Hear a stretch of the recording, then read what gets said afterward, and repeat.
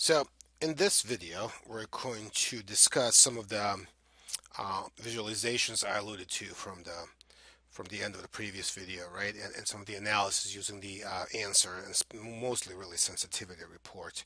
But I'm going to do, or I have done, a little bit more than just format those two. I actually created the charts or visualizations listed here at the bottom of the slide on the optimal solution, labor hours utilization, reduced cost, and shadow price summaries so that we can sort of save some time but actually not doing it in the video. Those are basic column bar charts that you know how to create yourselves. Is just going to save us some time, um, versus doing the actually in the video. So we'll switch to the Excel file, right? And in the show you the start with the answer report and show you that the result what we got right here, specifically the 700 1200 split for the component 2, um, is very close to the optimal solution, as we sort of discussed at the end of the previous recording. The total cost was used relatively little, or less than 400 bucks, but all of the assembly hours are used, right? The constraint is binding, whereas more than 2,000 of wiring hours of slack are available. That's a non-binding constraint. So this um, is sort of the first of these four charts summarizing this optimal solution, right? That has the production, in-house production at the bottom, right, highlighted in blue, with that component 2 production, or I should say outsourcing, highlighted in orange. Okay, next we are using the final value and constraint right hand sides at the very bottom of the sensitivity report right here.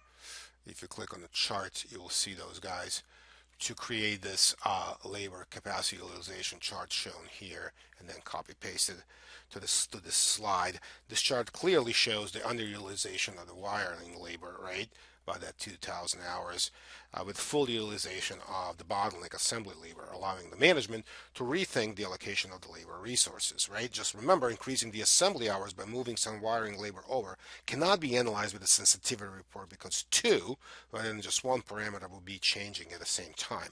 We can, however, use the shadow price of negative 733, which comes from right here. Okay, associated with the assembly labor constraint, to conclude that the additional assembly hour would reduce the overall cost by $7.33, or from $430,033 to $430,026. More importantly, the allowable increase, okay, the allowable increase right here, okay, um, within which this shadow price applies, right, between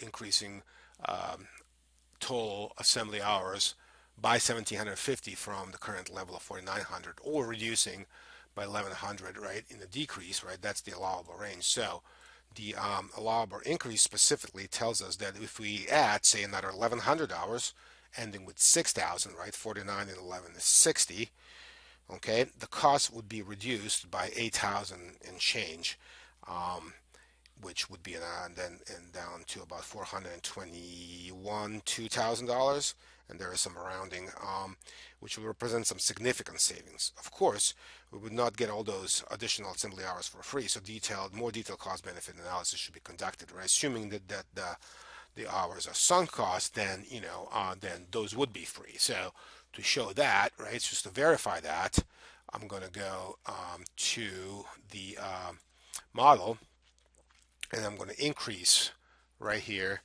the hours to 6,000. Okay, I'm going to sort of blank this.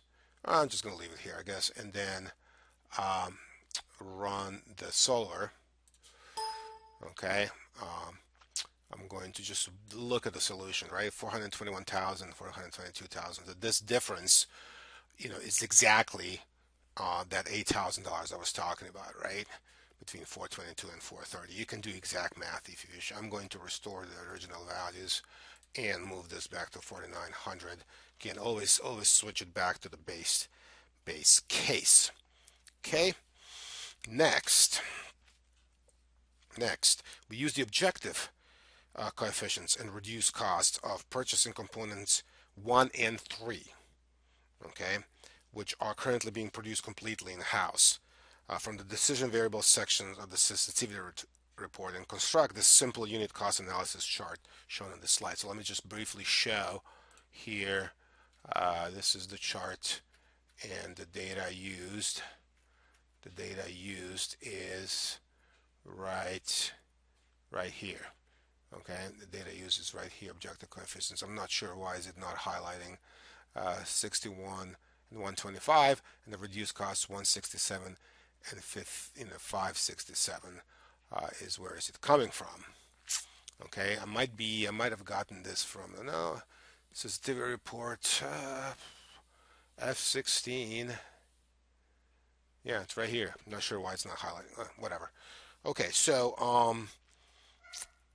what we're going to do here is we're going to talk about how this chart shows the original costs, right, of buying a unit of a component 1 and 3, and 61 and $125 respectively, and the associated reduced costs of okay, here I missed somehow the pennies, right, which are displayed here, $1.67 and $5.67 for those same components 1 and 3. So the associated reduced costs, these two, tell us that how much each of the coefficients can be reduced or should be reduced in order for the corresponding component to move from no outsourcing at all, okay, to at least some outsourcing at that lower price if we were to reduce those purchasing costs if you can negotiate, right? So it also tells us that reducing the purchasing costs for these components by less than those amounts will not change the optimal solution, and therefore not worth doing. So this gives management additional information when negotiating with suppliers. If the price of a component 3, just to pick one of the two, is reduced only a few dollars to say 123 from 125, we might as well stay with 125 because the optimal solution would not change. Specifically, component 3 will still be produced entirely in-house. On the other hand, if the cost of purchasing a unit from component 3 drops by more than $5.67, that is to say it drops to $118.33 or less, then it will become desirable to purchase a certain amount of that component from the supplier. Okay, so to sort of show that, we're gonna go to the model and actually reduce the price right here to, what is it, 118, and rerun the solver. Okay, again, I'm not going to click OK. I'm just going to look at it briefly, right? It turns out now it is cheaper to completely outsource the component 3 production and make more of component 2 in-house instead, right? So this now flipped around from, what is it, 733, 1167 to 14 and 500, and a more sort of easier to digest solution as well. Okay, a similar analysis can be performed, of course, on component 1, but remember to put the cost to buy component 3 back to 125 if you're going to do that, right? And then analyze the component 1. Remembering again the sensitivity report is valid only if you analyze one parameter at a time, with all others at the base level. Again, I'm going to restore the original values, okay, and then make this back to 125 as I just indicated. Okay, going back to the presentation and go to my last chart, okay, which is based on the shadow prices associated with the total number of components produced and bought, which is to say the total demand for each of the components. Okay, this chart, based on the data in the constraints section of the sensitivity report and named cost change per unit demand increase, right, illustrates the effect of demand increase on the total cost. First of all, just to briefly show, right, again, hopefully, yep, right here, you can see where the source for the chart is. Okay, and coming back to, just by looking at the chart, it is clear that the total cost is the least sensitive to increase in demand for component 1. Okay, So a single additional unit of demand for component 1 will increase the cost by $59.33. Again, I lost the pennies in the process and will, of course, change the optimal solution because an additional unit component 1 must now be produced, most likely in-house, but we can't tell that from the sensitivity report. Component 3, on the other hand, right here, is the most sensitive to changes in the demand. A unit increase in demand for component 3 results in $119.33 increase in total cost.